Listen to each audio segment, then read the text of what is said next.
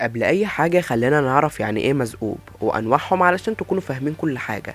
اول حاجة يعني ايه اصلا وير وولف، وهو اللي بيكون عبارة عن شخص بيتعض من ذئب او بيشرب مياه المطر من بعد اثار رجله او بيتخربش من الوير وولف ده، ولازم تكون غرزت بما فيه الكفاية علشان يتحول لمذئوب. وطبعا كل اللي بقوله ده مش هتعرفوه غير في المواسم اللي جاية. وانواع المذئوبين عندنا الفا وبيتا واوميجا، واللي اقواهم الالفا، ولما شخص بيتعض من الالفا بيبقى بيتا، والاوميجا مش هنعرفه دلوقتي او ملناش دعوه بيه دلوقتي. وبعد ما عرفتكم يعني ايه وير وولف وانواعهم، تبدأ بمجموعة من الشرطة بيدوروا عن جثة في الغابة. ونشوف هنا سكوت ميكول، واللي هنلاقيه بيحضر نفسه للنوم، ولكن بيسمع صوت خبط على السقف عنده. فلما يخرج يشوف ايه اللي بيحصل، هنشوف واحد اسمه ستايلز صديق سكوت، وهو اللي كان بيعمل الصوت ده. وللمعلومية ستايلز يبقى صديق الصدوق لسكوت. فالمهم هيقول له سكوت ان ابوه المأمور ستيلنسكي خرج وهو وكل الدوريات علشان يدور على نص جثة مفقودة في الغابة، وهيقول له على انهم هيخرجوا يدوروا على الجثة هما كمان. فلما يروحوا للغابة هنعرف ان سكوت بيعاني من الربو. فلما ستايلز يجري علشان الشرطة في المكان اللي هم فيه، ستايلز هيتمسك من ابوه، وسكوت هيستخبى، وستايلز مش هيقول على المكان بتاع سكوت. فيمشي سكوت وسط الغابات لحد ما يحس بشعور غريب. ولما فعلا بعض الغزلان هيهربوا من ناحية سكوت هيقع، وجهاز الربو اللي مع سكوت هيقع منه هو كمان. فهيقيد الموبايل بتاعه علشان يدور عليه، فهيلاقي نص الجثة اللي الشرطة بتدور عليه واللي هما كانوا خارجين هو وستايلز علشان يدوروا عليها اصلا. فسكوت هيقع من الفزع، ولما يقوم هيلاقي المذئوب هجم عليه وعضه. فهيجري سكوت في الغابة وهو بيهرب. كانت عربية هتخبطه، وعايزكم تكونوا فاكرين العربية دي لأننا هنشوفها في المواسم اللي جاية إن شاء الله. ونشوف هنا إن سكوت اتعض في جنبه. ويجي تاني يوم وسكوت هيحكي لستايلز انه ما كانش شايف حاجه من الضلمه، ولكن متاكد انه ذئب هو اللي عضه. فستايلز هيقوله انه مستحيل يكون ذئب لان كاليفورنيا ما دخلش فيها ذئب من 60 سنه. بس سكوت في الاخر هيقول لستايلز انه لقى الجثه. وهنعرف ان ستايلز معجب ببنت اسمها ليديا، واللي هي مش مدياله اهتمام. وفي الفصل هيسمع سكوت صوت رنة موبايل، ولكن مش في الفصل، انما سمع صوتها من بنت بره في الشارع بتكلم مامتها. وهيسمع صوت دقات رجليها وهي داخله الفصل، واللي هي اسمها ألسون أرجنت، واللي هتكون اول يوم دراسي ليها في المدرسه. فسكوت هيديها قلم لانها كان سامعها وهي بتقول انها نسيت القلم في البيت. فهتستغرب ألسون، ولكن الموضوع هيمشي. وسكوت هيكون واخد باله من ألسون، فليديا هتيجي وتتكلم مع ألسون. وهنعرف ان في الاوقات دي ان ليديا وجاكسون هما الاتنين مغرورين والفتوات اللي في المدرسه، وهيكونوا عاملين حفله في نهايه الاسبوع ودعوينها. واللي هيكون سامع كل ده سكوت. وفي الملعب هنشوف ان بيكن هيلز ما بتلعبش كرة القدم، وانما بيلعبوا حاجة اسمها الكروس. فلما سكوت هيكون عايز يلعب وهيمرن نفسه علشان يبقى في خط الهجوم، علشان يبقى في خط الهجوم عشان يلفت الانتباه وكده، الكابتن هيوقفه وهيقول له انه هيقف في الجون، لان اللي بيقف في الجون نوعا ما بيعرفش يصد وبيعتبر فاشل. فهيوقف سكوت، وألسون هتكون بتتفرج عليه. ولما الكابتن يصفر، الصوت هيدخل جوه دماغ سكوت ومش هيخليه يعرف يركز. ولكن بعد ما الكل ضحك عليه هيقف يعرف يمسك بجميع الكور. حتى جاكسون اللي هو المعروف بانه افضل واحد في المدرسه وكابتن الفريق هيعرف يصدها منه. ومن هنا تبدأ شعبية سكوت. وفي الغابة وسكوت وستارز بيدوروا على الجهاز بتاع الاستنشاق بتاع سكوت، هيلاقوا شخص واقف واللي اسمه ديرك هيل. هيجي يودي لسكوت الجهاز اللي ضاع منه. وهنعرف من ستايلز ان ديرك دوت اكبر منهم بسنين، وانه عيلته كلها ماتت في حريق. وفي العيادة البيطرية اللي شغال فيها سكوت هيبص على جرحه، ولكن هيلاقي اثار العضة اختفت. وهيلاحظ كمان ان كل الحيوانات اللي في الاقفاص عايزه تهجم عليه. وهنشوف ألسون وهي بتعيط بسبب انها خبطت كلبه وهي بتسوق العربيه في المطر ده. ولكن سكوت يروح ويشوفها، بس هتكون خايفه وعايزه تهجم عليهم. ولكن سكوت هنشوف ان عينيه اضاءت كده بنور اصفر خلى الكلبه تهدى. معنى كده ان الكل اللي اكتسب سكوت من اول اليوم قدرات مذئوب او قدرات وير وولف. وفي العياده هيكون بيعالج الكلبه اللي اتخبطت، وتبدا قصه حبه مع ألسون. وقبل ما تمشي هيسألها لو كانت عايزة تخرج معاه ليلة الجمعة علشان يروحوا الحفلة مع بعض، فهتوافق. وسكوت هيرجع لبيته وينام، ولكن يصحى على انه في وسط الغابة ومش عارف هو فين، لحد ما هيشوف الألفة اللي عضه، وهيجري ويقع في بسين بيت من الجيران. وفي المدرسة جاكسون هيكون عايز يعرف نوع المنشطات اللي بياخده سكوت علشان يبقى بارع زيه في الملعب. ولما سكوت يقوله على الحاجات اللي بيمر بيها هيحسبه بيهزر. فجاكسون من هنا هيبدأ يراقب سكوت، وفي الملعب ستايلز هيحاول يقول لسكوت ان المعمل اللي في لوس انجلوس لقى شعر حيوان على الجثه واللي هي بتاعه سكوت. هينزل الملعب وجاكسون هيكون مستقصد سكوت، ولكن سكوت هيتضايق وهيجري وهيعدي كل الدفاع اللي في الملعب ويجيب جون، والكابتن هيخليه يبقى في خط الهجوم. ولكن ستايلز هيكون ملاحظ حاجه غريبه، وبعد بحث كتير لستايلز على اللي بيمر بيه سكوت هيلاقيه انه وير وولف. ولما الذئب بيعمل الصوت بتاعه، انت مش مستني نعمل زيهم صح؟ المهم لما بيعمل الصوت ده معناته ان بينده القطيع بتاعه واللي منهم سكوت، وهيقول له كمان ان بكره ليله البدر، معناتها انه هيكون بيشتهي القتل وانه لازم يلغي الموعد اللي عامله مع ألسون.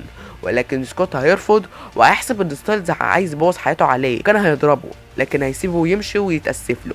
ولما ستايلز يلف الكرسي هنشوف اثار خربشه عليها، وهنا نشوف ام سكوت اللي هي اسمها ميليسا وهتديله مفتاح عربيتها علشان الموعد بتاعه مع ألسون. وبعد كده هيروح الحفله واللي سكوت هيشوف ان ديرك هناك ومراقبه، وفي ثانيه بيختفي وسكوت وألسون بيرقصوا. بيرتفع نبض سكوت واللي على طول هيسيب ألسون ويمشي بالعربيه، وعلى طول ألسون هتقابل ديرك واللي هيقول لها انه صديقه. وفي البيت سكوت هيلاقي ان القمر على وشك انه يكتمل، وفي الحمام هيلاقي نفسه بيتحول تلقائي. ولما ستايلز هيكون عايز يساعد سكوت هيطمن سكوت بان ألسون ركبت مع حد في العربيه علشان يروحها. ولما سكوت هيقول ان ديرك اللي عضه وان هو اللي موت البنت اللي لقاها في الغابه، يوم ستايلز قايل له ان ديرك هو اللي روح ألسون. ساعتها سكوت هيخرج من البيت وهيتحول وهيدور عليه في الغابه حسب الريحه اللي هو شاممها. ولما هيلاقي الجاكيت بتاعها متعلق هنلاقي ديرك بيتكلم ويقول له انه بيحميها منه، وهيقول له انهم هنا ويخليه يجري. ولكن هنلاقي واحد من الصيادين اللي اسمه كريستوف ومجموعه منهم هيرموا سهم في ايد سكوت، فيقوم ديرك متهجم على بقيه الصيادين ويحرر سكوت، وهيقول له ان دول صيادين وانهم بيطاردوهم من زمان. فلما سكوت هيقول له ان هو اللي عمل فيه كده، ديرك هيقول له على المميزات اللي خدها وان العضه هديه، واحفظها علشان هتتقال كتير برضه في المواسم اللي جايه، العضه هديه. وكمان هيقول له انه لو عايز يتحكم في المميزات دي يجي له عشان يتعلمها، وانهم من الاخر اخوات دلوقتي. وفي المدرسه بعد ما سكوت هيعتذر لألسون هتمشي علشان ابوها جه، ولا هنشوف مين؟ ان ابوه هو الصياد اللي شافه سكوت اللي اسمه كريستوف او كريس، او بصراحه يعني هو بيتقال له ارجن، وان سكوت على وشك الوقوع في ايديهم. فهيبقى في غرفه تغيير الملابس علشان وراه مباراه لاكروس، وهيكون خايف بان يكون الارجنت عرفه وهيقتله. وفي الملعب وهيكون خايف بان يكون الارجنت عرفه وممكن يقتله. وفي الملعب المره دي جاكسون هيلعب في الدفاع وسكوت مش هيكون مركز، فجاكسون هيخبطه. ولما الكابتن هيشجعه ويخليه يعيدها سكوت هيقوم داخل في جاكسون كسر له دراعه. ساعتها سكوت هيبدا يتحول في الملعب، بس ستايلز هياخده في الغرفه علشان يهديه. بس سكوت هيفقد السيطره وكان هيقتل ستايلز لولا انه عرف يهديه بطفايه الحريق. وعلشان اللي كروس لعبه كلها عنف وغضب، ستايلز هيقول له ميلعبش مباراه يوم السبت. وفي الغرفه وما بيتكلموا ستايلز هيلمح بان في حد وراه، وفعلا هيكون ديرك واللي هيقول له انه شافه في الملعب وهو بيتحول، وانه لو اكتشف انه مذئوب كلهم هيتكشف امرهم، وهيحذروا انه لو لعب مباراه يوم السبت هيقتله بنفسه. ولما سكوت هيروح للكابتن ويقول له انه مش هيلعب مباراه السبت مش هيرضى، وكمان امه هتقول له انها هتيجي عشان تشوفه وهو بيلعب. وكمان ألسون هتقول له ان بعد المباراه هيخرجوا هما الاتنين وليديا وجاكسون، وهنعرف ان تشيف ستانسكي هيعمل حظر تجول علشان يمسكوا بالحيوان المسعور. ولكن ستايلز هو وسكوت عارفين انه مش مجرد حيوان وانه وير وولف. وكمان لما يروح سكوت هيلاقي ان ألسون ماسكه المعطف اللي كان ديرك واخده منها، ولما تقول له ان ديرك صديقه هيقولها انه مش صديقه، وهيروح لبيته وهيكون متضايق من اللي بيعمله. بس ديرك هيقول له انه بيحميها منه، وهيحذره تاني انه ما يلعبش علشان هيتحول، ولو اتضايق مش هيعرف يسيطر على نفسه وهيقتل واحد في الملعب. وهنعرف ان سكوت شاف حاجه مدفونه جنب بيت ديرك، وانه ممكن يلاقوا الجثه، وبالتالي هيخلي ابو ستايلز يقبض عليه. وهنعرف برضو ان سكوت هيلعب يوم السبت وهيروح المشرحة علشان يشوف نص الجثة لو كانت متشابهة بين الريحة اللي شمها عند بيت ديرك، وهيقولوا لستايلز انه نفس الريحة، وهيستنوا لحد ما ديرك يمشي وهيروحوا هناك. ولما هيحفروا هيلاقوا نص الجثة بتاعت ذئب، ولما ستايلز هيبص حواليه هيلاقي زهرة الولف بين، واللي هي يعني من الاخر بتخنق الذئب. ولما ستايلز هيشيل الزهرة هيلاقي ان نص الجثة البشري ظهر، والشرطة هتيجي وتقبض على ديرك. ولما ستايلز يخش ويقول له ان الجثة دي مختلفة لانها بتتحول، اما سكوت فما بيعرفش، فيقوم ديرك قايل له انه يمنع سكوت من لعب المباراة علشان هيتحول. وبعد كده ستايلز وسكوت هيمشوا بالعربية، بس سكوت مش عارف يتنفس لانه هيكتشف ان الزهرة ستايلز لسه حاططها في الشنطة، بس هيكون فات الاوان وهيتحول. وبالليل لما سكوت يروح لبيت ألسون عشان يشوفها هيتخض من شكله، ما تقوليش ازاي. هيتخبط في عربية ابو ألسون، بس هيقوله انه مفيش حاجة، مما الارجنت هيشك في امره، وهيقوله انه هيجي هو وألسون يتفرجوا عليه في المباراة عشان لو اتحول يعرف يقبض عليه. طبعا لما بيقبضوا عليه هو مش بيحطه في السجن، هو بيقتله عشان تعرفوا يعني. وهتيجي موعد المباراة واللي خلاص الجميع حضر وتبتدي المباراة، وسكوت هيعرف ان جاكسون عامل عليه مؤامرة بانه يخلي الفريق ما يديش الكرة لسكوت، وهيلاقي بقى ان امه زعلانة وألسون بتتاخد منه بسبب ان ليديا بتخليها تشجع معاه جاكسون. فيقوم سكوت متحول في الملعب وهيلعب لوحده، وهيعرف يجيب جونين والنتيجة هتكون 5-5. وسكوت هيقف وهيكون بيفقد السيطرة، ولكن هيسمع ألسون وهي بتقوله انه يقدر يعملها. فيقوم سكوت رامي الكورة وتيجي جون، بس هيقوم قلع الجوانتيات ورايح غرفة تغيير الملابس. ولما ألسون هتروح وراه سكوت هيعرف يهدي نفسه وهيرجع طبيعي تاني، وهتقوم محياه ومدياله بوسة كده. وهنعرف من ستايلز ان ديرك خرج لان الطبيب الشرعي قال ان اللي قتل الجثة دي حيوان مش انسان. وكمان المفاجأة انهم حددوا الهوية بتاعة الجثة واللي هي تخص لورا هيل، اللي هي تبقى ايوه اخت ديرك هيل. ولما جاكسون هيروح يشوف لفظات سكوت، ديرك هيكون مراقب جاكسون. نشوف سكوت وألسون وهما بيجروا ناحية الباص علشان يبقوا في مكان لوحدهم، وانت عارف الباقي، صدقني انت عارف مش محتاجني اقولك. وسكوت بيفقد السيطرة وبيضرب ألسون لحد ما هيخطفها، وهنلاقي ان كل ده كان حلم. وستايلز بيقوله انه ممكن يكون اللي شافه ده تحذير بانه ممكن يخرج عن السيطرة ويحصل الكلام ده الحقيقي لألسون. ولما يخرجوا من باب المدرسة هيلاقوا ان في حادثة حصلت في الباص، واللي سكوت هيفضل يرن على ألسون لانه افتكر ان الحلم اللي هو حلمه حقيقي. ولكن بيحصل توتر وغضب من سكوت، وصدفة بيتخبط في ألسون واللي هيفرح انه شافها. وفي حصة الكيمياء الطلاب هيدعوا ان الشرطة لقت حاجة، وفعلا بيلاقوا شخص باين عليه انه متبهدل وعلى وشك الموت، واللي بيفوق اول لما بيشوف او بيروح ناحية سكوت، مما هيقول سكوت انه هو اللي عمل كده. وهم في فترة الغدا بييجوا شلة كده يقعدوا مع سكوت وستايلز، واللي منهم ليديا وجاكسون وألسون. وبيقولوا ان الشرطة بتقول ان ممكن من ناحية الحادثة دي ان ممكن يكون اسد جبلي هو اللي عمل كده. وهيقولوا برضو ان اللي حصل فيه كل ده واحد اسمه مايرز، واللي سكوت هيقولوا انه عارف الراجل ده وانه كان سواق ابوه. واللي ليديا هتقترح بانهم يغيروا الموضوع، وانها هي وجاكسون بيقرروا او يرتبوا مع بعض انهم هيخرجوا مع سكوت وألسون، مما هيفاجئ سكوت. ولكن بيحصل منافسه كده ما بين جاكسون وسكوت على لعب البولينج، بعد ما قال لسكوت انه لاعب حريف في البولينج، مع ان سكوت ما بيعرفش يلعب بولينج. وبيخلص الحوار ده وبيروح للعاده البيطريه اللي هو شغال فيها. وهنا بنشوف ديتون واللي هو حكايته حكايه بس مش هنتكلم فيها دلوقتي. وبعد كده اللي تشيف ستالونسكي بيجيب كلب علشان يكشف عليه، وبرضه بيوري بعض الصور لديتون من اثار العض اللي كان على مايرز، اذا كان يعرف يحدد لو كان ذئب ولا اسد جبلي زي ما بيدعوا. واللي سكوت بيعرف من كلام ديتون ان الذئاب ليها ذكريات طويله جدا وبتقوى اكتر لو كان ليها دافع، وان اثار المخالب اللي على مايرز ما يعرفش يحددها، لانه لو كان ذئب كان استهدف رقبته وهيشده من رجليه علشان يقضي عليه.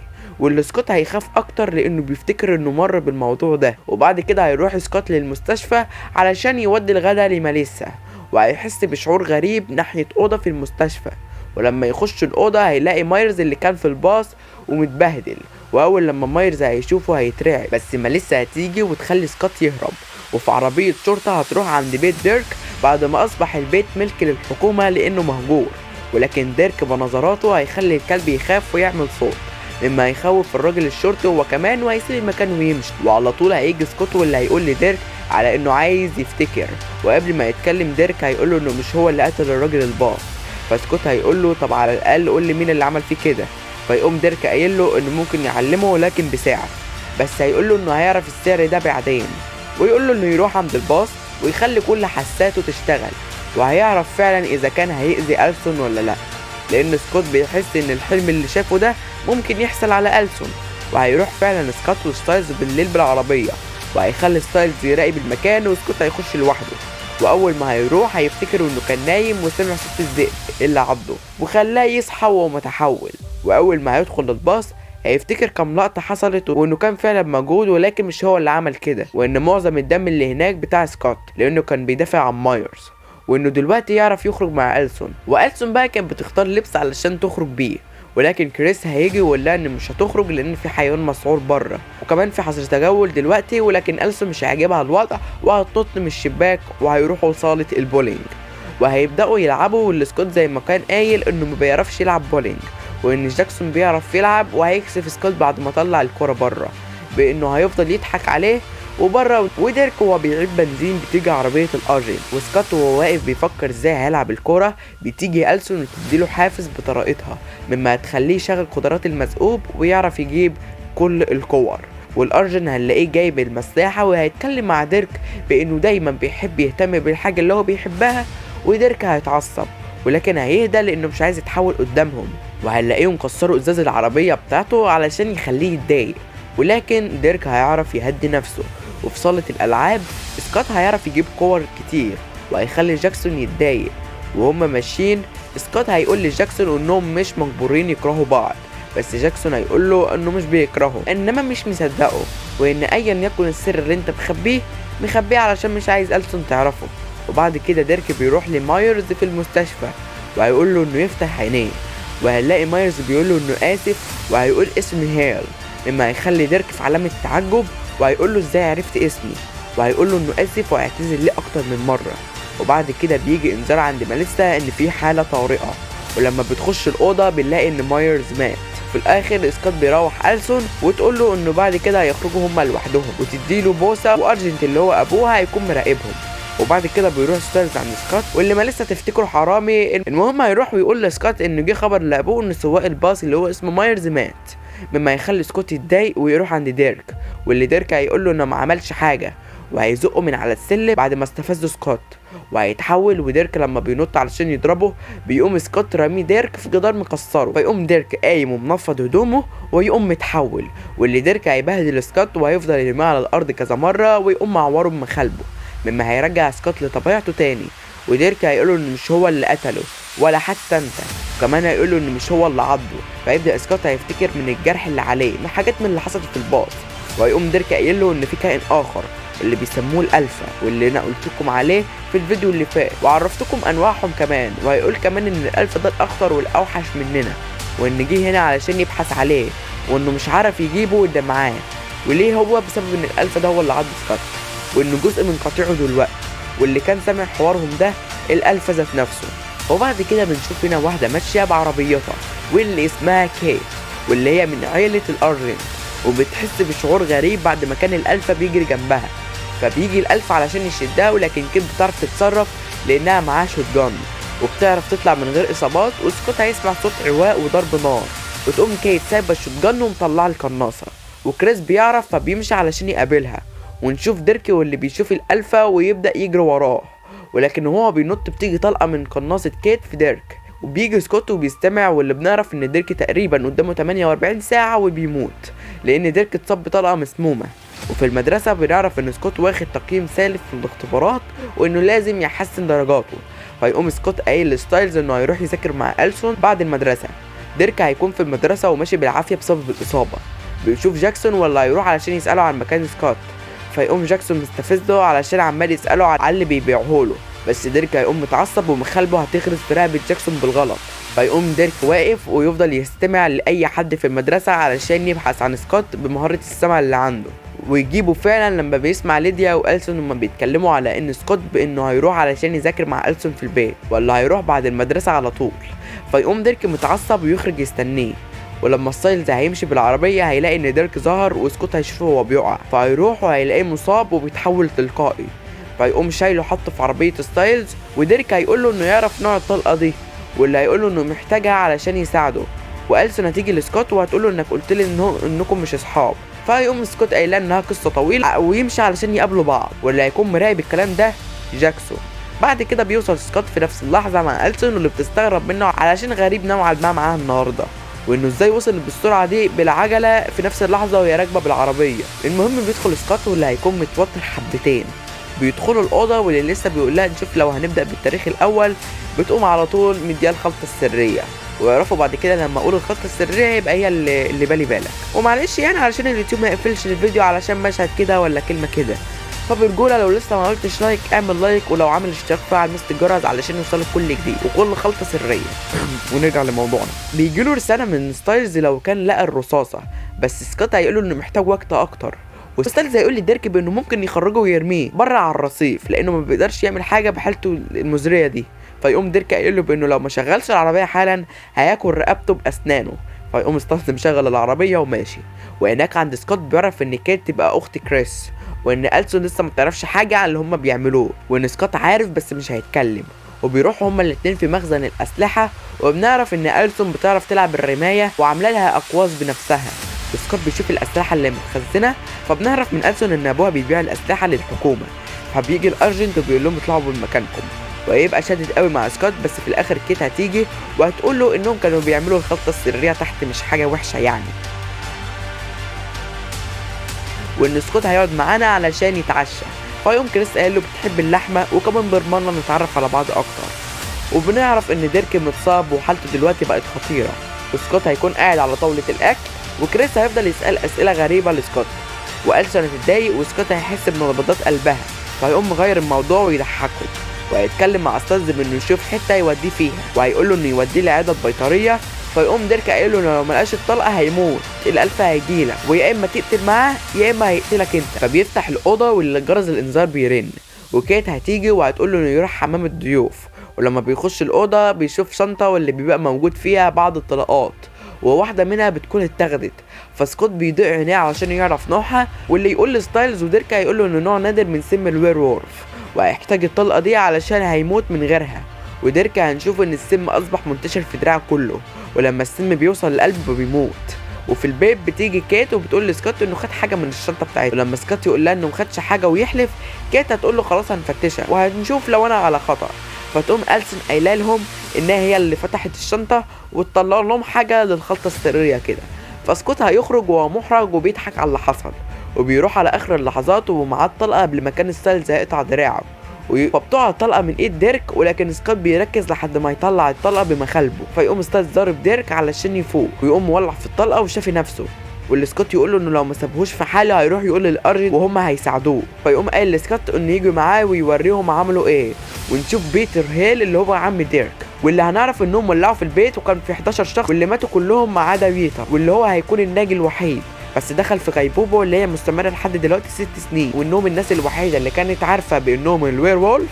وبس كده في البيت بنعرف ان كريس وكيت عايزين يمسكوا بديرك علشان يوصلوا للالفا، وهيعملوا كده بس بالالتزام بالكود اللي هو القانون، وهنعرف يعني ايه قانون في الفيديو الجاي.